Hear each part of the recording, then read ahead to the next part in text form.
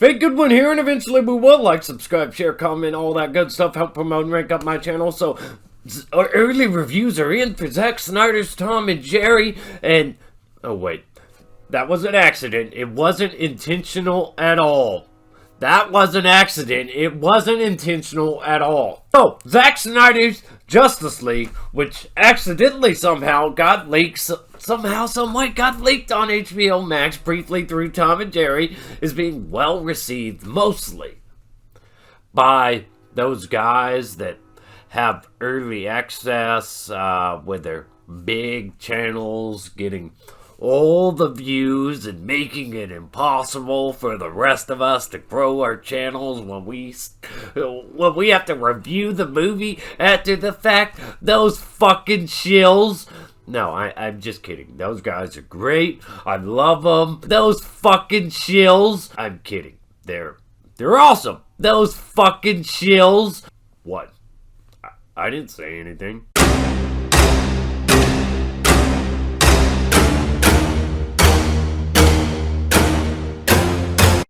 I don't think anybody is actually shilling for Snyder Cut, for the Snyder Cut. There's no benefit other than getting on the good side of Snyder fans, whereas those bridges may have been previously burned.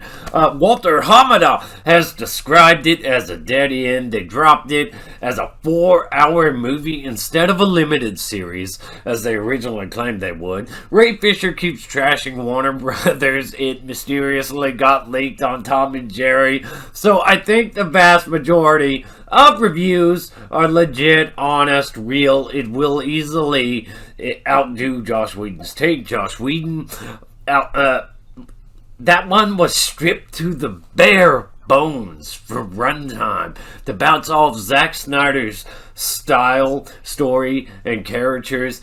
And Zack Snyder and Joss Whedon are just opposites. There was no logical way you could have Josh come in and finish the conclusion for these characters that Zack Snyder established and keep it filling in line with itself. So, I mean, this was always like a jarring thing to do because it didn't make sense. So this will easily be better. A lot of people in the reviews are highlighting and complaining about the runtime. Well, it was originally supposed to be a limited series. But if you look here, you can see that the film is doing incredibly well. It's got a 76 on Rotten Tomatoes. And even though Rotten Tomatoes isn't that credible until the audience score comes out, yeah, you've got that there working for you. If the media has hated the Snyder Cut, they have trolled the fans. They enjoyed trolling the fans, and they like to say that the fans are toxic and all that, but there certainly was damn sure a reason to make them bitter when you're just rubbing it in their face all the time and thinking that fans should be spit on or have dirt kicked on them and just be insulted by companies rather than come to some mutual beneficial conclusion where, hey, you know what, we might be able to profit while giving our target audience something they actually want. Bad journalists don't seem to understand that because they're more about activism. As you can see, though, it's Zack Snyder's Justice League is best reviewed DC film on Rotten Tomatoes. And apparently that's the highest score any DCEU film has. I would have think that Aquaman or Shazam or even the first Wonder Woman would have a higher score, but that's what that article claims, and I'm not going to even bother to look into see if they're actually telling the truth. Even though this is said to be a dead end, well, before I get into this bit here, let's talk about this. As you can see, this is what certain people, blue check marks on Twitter, like to do. Pros label fans excited for Zack Snyder's Justice League as terrorists. Well, I'm pretty excited for Justice League.